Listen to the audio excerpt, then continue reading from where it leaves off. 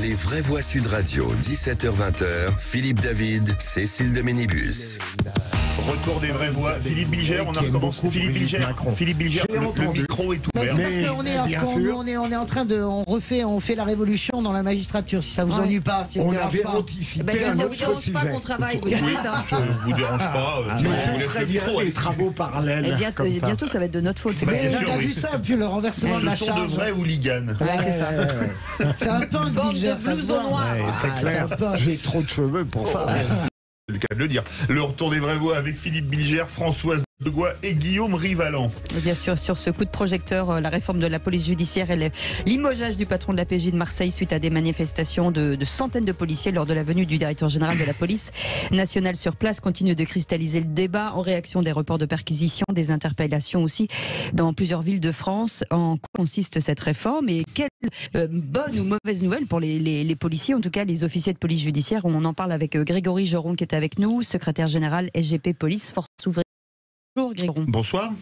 Bonsoir. Tour de table d'abord avec Philippe Bilger sur cette réforme des policiers. Philippe Bilger. Alors Cécile, j'avais déjà pris il y a quelques jours le point de vue du procureur pour requérir contre cette réforme absurde. Je continue à penser plus que jamais qu'elle est absurde. Gérald Darmanin a dit qu'elle était courageuse. Je trouve qu'elle est aberrante. Il avait dit qu'elle est difficile et indispensable. Elle est difficile parce que précisément elle n'est pas indispensable. Il y a deux points qui sont totalement choquants. C'est à partir de la départementalisation de la police, noyer la police judiciaire, 3000 professionnels de haut niveau dans une masse générale de petite sécurité et de moyenne sécurité. Premier point. Et ce qui va faire perdre sa particularité exceptionnelle à la police judiciaire. Et deuxième élément, le risque d'influence politique avec un directeur général de la police, directeur départemental qui sera soumis à l'autorité du préfet, notamment pour les élus, les infractions économiques avec des risques évidemment de pression. Françoise Degois. Oui, moi je suis totalement opposé. C'est un grand corps, la police judiciaire, et puis la police judiciaire, elle travaille, elle est transfrontalière. C'est ce qu'on se disait. Imaginez quand même les policiers de Marseille. Est-ce que vous imaginez qu'ils s'arrêtent à Vintimille, vous voyez, parce qu'ils sont en train d'enquêter sur du trafic de drogue entre la France et l'Italie. Donc ça c'est le premier point. J'ai été frappé de voir. J'ai pas la mémoire de cela. Il me semble que c'est la première fois que je vois un communiqué aussi fort de la conférence des procureurs qui est tombé un peu aux oubliettes parce que c'était sous les radars de l'Ukraine, mais je trouve que c'est un fait politique pour le coup majeur de cette conférence des procureurs qui dénonce le limogeage de Éric Arella, le patron de la PJ de Marseille, pour des questions complètement, je pense, dérisoires, des questions d'ego froissé. Et je suis vraiment de tout cœur avec la police. Parfois je la critique quand ça tourne mal, mais là je suis de tout cœur avec eux parce que la PJ c'est un corps d'exception quand même. Guillaume Rivalan. Et joyeux anniversaire à Gérald Darmanin. Sacrée surprise pour lui aujourd'hui. Il y a que toi qui connais l'anniversaire de Darmanin. J'ai regardé sur Wikipédia. Dans la catastrophe régalienne, c'est terrible de devoir critiquer Darmanin qui sauve les meubles comme il peut. Pardon Guillaume. En montant sur ses doigts de pied, effectivement. Merci Philippe. En fait, si vous voulez, j'aimerais poser des questions à notre invité aujourd'hui, parce que moi je suis pas assez spécialiste, mais vu de loin, je sais qu'il y a déjà un DDSP dans l'organisation, mais dédié à la sécurité publique. Je vois et les arguments que vous avez avancés sont frappés du sceau du bon sens sur la transversalité entre départements, etc. Et puis le pouvoir politique, tu vois. Mais à l'inverse, je ne comprends pas pourquoi, à l'issue du Beauvau de la sécurité, du livre blanc qui a été fait en concertation, etc., on arrive tout d'un coup au fait qu'il y ait une confrontation finalement après tant de discussions dans le temps. Et ça, j'arrive pas à voir ce sujet n'a pas été abordé, tout simplement. Grégory Joron, justement, pour reprendre un peu ce qu'ils évoquaient tout à l'heure, le danger, c'est quoi finalement ? Le danger, c'est en effet de perdre une partie d'expertise et de savoir-faire et de temps long. En fait, la grosse difficulté dans la réforme, moi je pense qu'une institution qui ne se réforme pas, elle se sclérose. Ça, c'est pour poser le débat de manière, on va dire, pas philosophique, mais à un moment donné, je pense qu'en effet, malgré tout, la police a besoin de se réformer. C'est une réalité. Maintenant, c'est la méthode, moi, que je déplore. Premièrement, en effet, monsieur l'a dit juste avant, ça fait un moment que c'est dans les tuyaux.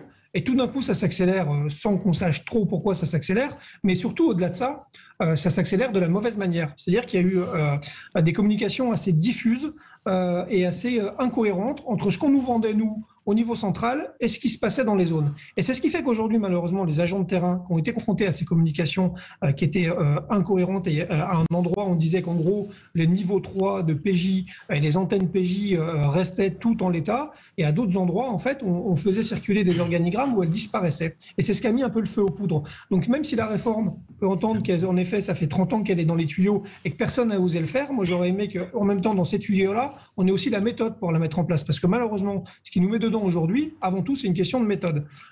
Et d'ailleurs, un exemple frappant. Et de maladresse, Grégory, et de maladresse de Darmanin, bien sûr. Mais je reprends juste 10 secondes, vous allez comprendre. Oui. Dans les territoires outre-mer et les départements, les DTPN, donc l'équivalent de ce qu'on va nous faire en métropole ou dans le projet, sont en place depuis 2 ans. Ça fait 15 jours que le ministre a demandé un audit pour savoir quel est l'impact sur place de cette réforme. Et je veux dire, si on avait fait les choses dans le bon sens, c'est avant de commencer à mettre en place des DDPN sur les métropoles, on aurait dû savoir comment ça se passait là-bas. Déjà, ne serait-ce que ça démontre qu'il y a un gros problème de méthode. Et après, on peut parler du fond. Moi, je le dis très clairement et je l'assume. M. Bilger l'a dit. Moi, j'ai un problème avec le tout DDPN. Et je pense qu'en effet, à l'échelle de la PJ, il y a quelque chose à faire entre la zone et le département pour relier tout ça et éviter de s'enfermer en effet sur une échelle territoriale qui ne veut rien dire à l'échelle de la grande criminalité.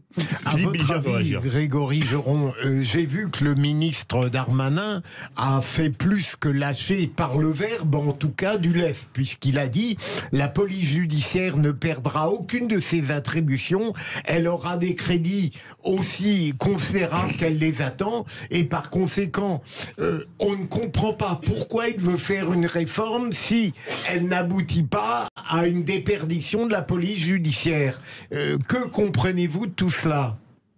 Alors, je pense qu'en fait, en gros, c'est des lignes rouges. Je pense qu'il ouvre en effet sur la question budgétaire parce qu'on va se le dire aussi, c'est vrai que la police judiciaire a un budget propre de fonctionnement et si on relie toute la filière investigation entièrement sur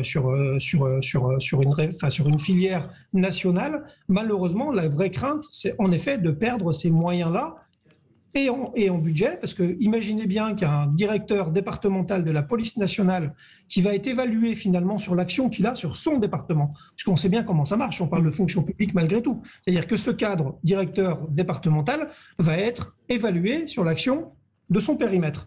J'imagine mal, parce que c'est humain, des directeurs départementaux donner de la ressource humaine et des moyens budgétaires à des équipes pour qu'ils aillent opérer dans d'autres départements. Moi, j'y crois moyennement, voire même pas du tout. Et ça pose une vraie question, même si en effet le ministre a rassuré en disant que les offices allaient rester, les antennes allaient rester, etc. Ça reste de bons signaux d'ouverture.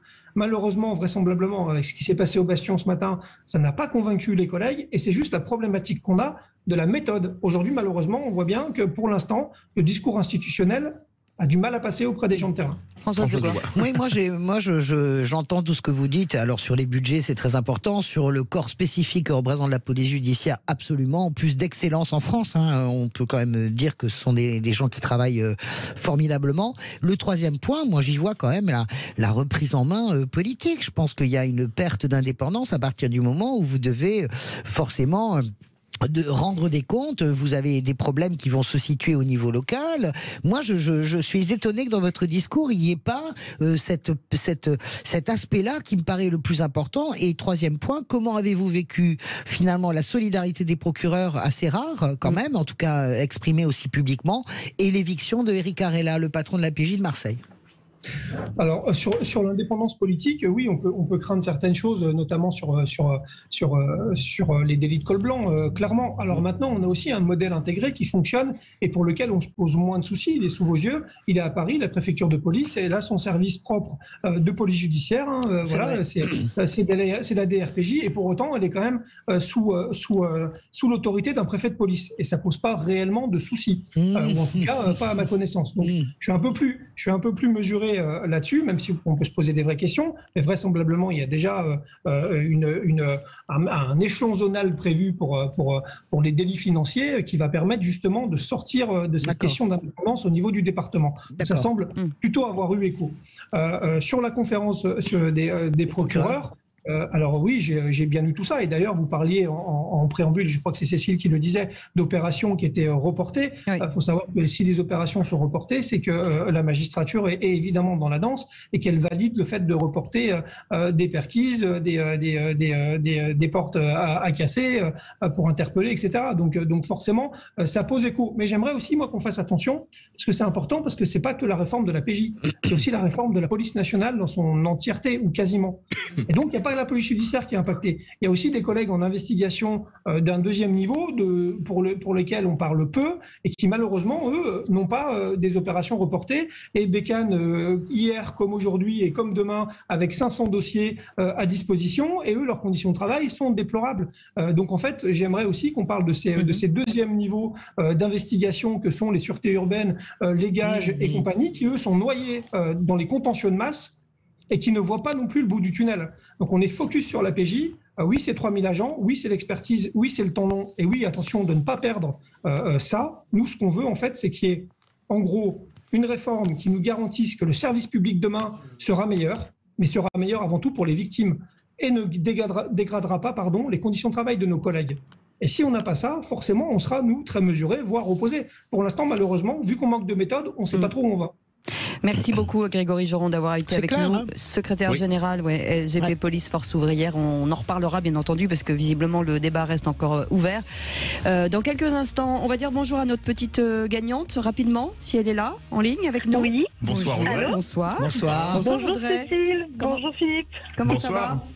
Ça va très bien, merci. Vous nous appelez de Dordogne et on est ravis de vous offrir 4 places pour le Futuroscope. Merci beaucoup. Eh bien, merci en tout cas d'avoir joué avec nous pour ce joli cadeau, 4 places pour le Futuroscope. Et nous, on y sera, vendredi. Un parc génial, vous y êtes déjà allé ? Non, jamais. Et ben voilà, c'est l'occasion. C'est l'occasion, on fait le larron. Voilà. Et Périgueux, vous êtes à Escoir, c'est à côté de Périgueux, on écoute Sud Radio sur 104.9. Voilà, et c'est grâce aux Vévois, c'est eux qui vous ont donné le numéro 22. Merci beaucoup. Et c'est 22, là les flics, hein, d'accord. Logique avant le débat sur la police. Merci Audrey d'avoir joué avec nous. Merci Audrey. Dans un instant, l'actu des pas du tout. On joue au quiz de l'actu. Restez avec nous, on revient dans un instant.